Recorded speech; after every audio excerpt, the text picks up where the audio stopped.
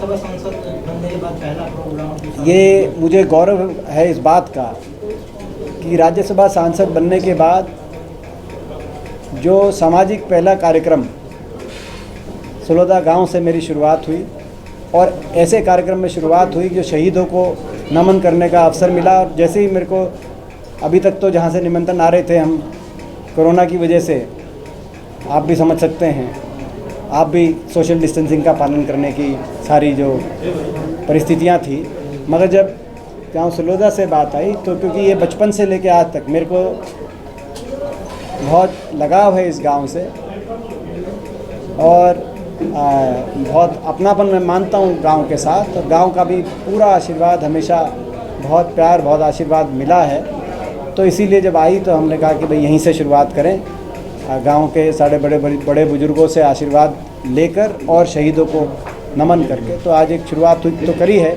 मगर आगे मैं ये नहीं कहना चाहता इस माध्यम से कि अब सारे सावधानियां छोड़ के और हम सारे प्रोग्राम करने लगें, कहीं कोई इस बात को इस रूप में ले जाए। अभी सावधानियां तो बरतने का भी असली समय तो अभी आया है, क्योंकि अभी तक कोरोना हमारे इलाकों के अंदर आज तक भी नहीं है उतना, मगर अब जैसे जैसे समय आएगा, बढ़ रहा है जैसे कोरोना हर रोज़, तो अभी सावधानियां बरतने का समय ख़त्म नहीं हुआ है। तो इसीलिए मैं सबसे ये भी आज अवश्य कहना चाहता हूँ कि सारी सावधानियां बरतें। मैं स्वयं कोशिश कर रहा हूँ कि सैनिटाइज़र वो देखो लेके खड़ा है सत्यवान भाई तो ये आप सबसे भी मैं यही वो कहना चाहता हूँ। सर, ओम प्रकाश धनखड़ को लेकर क्या कोई खास रणनीति पार्टी की रहेगी, क्योंकि बादली सीट को बरकरार रखना कांग्रेस पार्टी के लिए बेहद जरूरी हो जाता है, ऐसे में कोई खास रणनीति भूपेंद्र हुड्डा क्या रहेगी? ये पार्टी का उनका अंदरूनी निर्णय है। इन निर्णयों से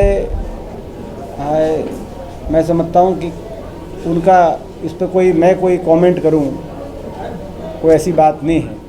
जहाँ तक प्रदेश अध्यक्ष की बात है, पिछली बार सुभाष बराला उनके प्रदेश अध्यक्ष थे, वो हरियाणा में दूसरी सबसे बड़ी हार हुई। पहली सबसे बड़ी हार भाजपा की कलोई हलके में हुई, दूसरी सबसे बड़ी हार उनकी टोहाना में हुई, वो प्रदेश अध्यक्ष थे। और जहाँ तक लोगों के काम करने की बात है, तो जिनके मंत्री थे 12 में से 10 मंत्रियों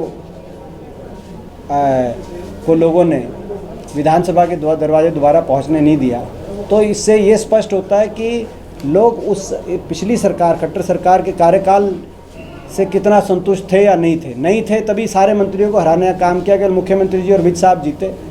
और विज साहब का भी सबको पता है कि वहाँ पे कांग्रेस पार्टी से टिकट वितरण में कहीं ना कहीं तो अब ये तो पहली खट्टर सरकार पार्ट 1 की कार्यशैली थी। पार्ट 2 की जहाँ तक बात है खट्टर सरकार, ये तो अब हरियाणा को खुलेआम लूटने में लग गए। ये तो पहले तो इन्होंने हरियाणा को की दुर्दशा बुरा हाल करने में कसर नहीं छोड़ी। मुख्यमंत्री जी का जो पहला कार्यकाल रहा उसमें हरियाणा को बेहाल किया, और दूसरे कार्यकाल में लूटने में और लग गए। पहली सरकार जब इंसानियत, सारे दुनिया की सरकारें, देश की सरकार कोरोना से लड़ाई लड़ रही थी, उस समय खट्टर सरकार शराब घोटाले के माध्यम से, सबको पता है कौन शामिल है उसमें, बड़े पैमाने पे शराब घोटाले के माध्यम से हरियाणा की जनता को लूटने में लगे हुए थे। और रजिस्ट्री घोटाले के माध्यम से, वो भी सबको पता है कौन शामिल है। जो तहसीलदार हैं किसके पास मंथली पहुंचा रहे थे, सबको पता है। तो हजारों करोड़ के घोटालों के माध्यम से इन्होंने कोरोना काल में भी जनता को नहीं छोड़ा। ये पहला साल बीत गया सरकार का, लगभग अगस्त आ गया, आपको पता है सितंबर में इलेक्शन हुए थे। तो एक साल में केवल लूटा है दूसरे कार्यकाल में। और ये दुख है हमें इस बात का कि हरियाणा के लोगों को मैं समझता हूँ बेहतर सरकार की आवश्यकता है, जो हरियाणा को विकास की तरफ, उज्जवल भविष्य की तरफ, खुशहाली की तरफ, आपसी भाईचारे के साथ लेके जाए। हरियाणा पूरे देश का उदाहरण बन सकता था, ऐसा हरियाणा में पोटेंशियल है, मगर दुर्भाग्य है कि खट्टर सरकार पार्ट 2 पहली सरकार से भी, पार्ट 1 से भी जो है कुछ ना कुछ और ज़्यादा विफल दिखाई दे रही है। सर, बड़ौदा आपका है, बड़ौदा की जनता आपकी, ऐसा आप लोग कहते हो, तो बड़ौदा की जीत भी आपकी होगी, तो बड़ौदा की हार भी आपकी होगी। भूपेंद्र हुड्डा क्या टिप्पणी करेंगे? क्योंकि ये बयान आया था भाजपा के प्रदेश अध्यक्ष का बयान आया था शायद, तो जहाँ तक बड़ौदा विधानसभा क्षेत्र की बात है, मुझे विश्वास है वहाँ कुल मिलाकर 2-3 मुद्दे वहाँ पे जिन मुद्दों के आधार पर हम चुनाव लड़ेंगे। पहला मुद्दा, प्रदेश का इन 6 साल में प्रदेश की दुर्दशा करना, बुरा हाल करना। हर वर्ग आज त्रस्त है। किसान 6 साल में किसान की किसी फसल का भाव बढ़ा नहीं, लागत बढ़ती गई, किसान त्रस्त है। गरीब आदमी की स्कीम्स बंद हो गई, लगभग 100 गज के प्लॉट की स्कीम थी, आवास योजना की स्कीम थी। गरीब आदमी त्रस्त है क्योंकि आर्थिक मंदी इतने कहर आया है कि जो जहाँ खुशहाली थी, हरियाणा के हर चेहरे पे लाली थी, हर जो है घर में खुशहाली थी, आज वो हरियाणा प्रदेश जो विकास में नंबर 1 था, आज वो बेरोजगारी में नंबर 1 हो गया है।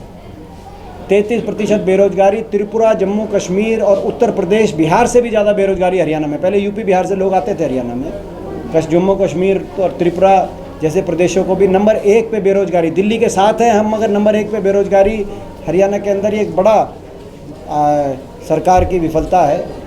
तो हरियाणा की दुर्दशा और हरियाणा को जो बेहाल किया इस सरकार ने, पहला हमारा मुद्दा वो रहेगा। दूसरा मुद्दा हमारा बड़ौदा विधानसभा क्षेत्र की जो अनदेखी की गई। 6 साल में एक बार भी मुख्यमंत्री जी बड़ौदा नहीं गए, ना मुख्यमंत्री जी गए, ना उनके पूरी सरकार का कोई व्यक्ति गया वहाँ पे। और कोई नया कोई प्रोजेक्ट देने की बात तो दूर की बात है, वहाँ चाय पीने भी नहीं गए। तो इससे पता चलता है कि बड़ौदा विधानसभा क्षेत्र को हरियाणा के मानचित्र पर मान ही नहीं रहे थे। तो वो बड़ौदा की अनदेखी का एक इशू रहेगा, हरियाणा की बदहाली का एक इशू रहेगा। हर वर्ग की जो आज इतना हर वर्ग अपने को बुरा हाल में पा रहा है, वो एक इशू रहेगा। और उसके साथ साथ जिस प्रकार से घोटाले, कहीं शराब घोटाला, कहीं खनन घोटाला, कहीं धान घोटाला, कहीं रजिस्ट्री घोटाला, ये खट्टर सरकार खासतौर पार्ट 2 में जो लूट खसूट मची हुई है चारों तरफ, इन बातों को लेकर हम लोगों के बीच में जाएंगे। हरियाणा की राजनीति को एक नई दिशा देने के लिए, हरियाणा की में लोग तो बदलाव इस बार भी चाहते थे। लोगों को अगर पता होता कि इतना नज़दीकी मामला, लोगों को तो 75 पार और 80 और 83 बताया गया, नहीं तो केवल 4000 वोट का फ़र्क था बीजेपी और कांग्रेस में हरियाणा में, मात्र 4000 वोट का। तो लोगों को इस बात की जानकारी नहीं थी। तो मगर आने वाले समय में ज़रूर हरियाणा में बदलाव आए, तो ये सारे मुद्दे लेके हम लोगों के बीच में जाएंगे। मेरा ये आखिरी करने का एक महत्वपूर्ण सवाल आपसे है। दुष्यंत का बीजेपी के साथ मर्ज हो जाना, इनेलो का प्रदेश अध्यक्ष इस एरिया में देना, बीजेपी का प्रदेश अध्यक्ष इस एरिया में देना, इनेलो को ग्रो होना चाहे बेशक से थोड़ा ग्रो होना, भाजपा इस बात को समझती है। सारी कोशिशें आप लोगों को रोकने के लिए ही भाजपा पूरी रणनीति बना रही है। इससे कैसे निकलेंगे? क्योंकि सारा ही जो रणनीति है वो चौधरी भूपेंद्र सिंह हुड्डा को किस तरह रोका जाए, उसके लिए हो रही है सारी जो है। तो मैं समझता हूँ ये तो जो है सबके, मैं इसमें एक ही 2 वाक्य कह के आपकी बात का जवाब देता हूँ। इनेलो हो, भाजपा हो या जजपा हो, सबके निशाने पे हैं हम। कुछ तो हम में भी होगा दम। ठीक है। तो जैसे पहले प्रदेश अध्यक्ष को बदल दिया गया, बड़ौदा चुनाव के जो प्रभारी थे उनको भी बदल दिया गया, कैसे देखते हैं आप?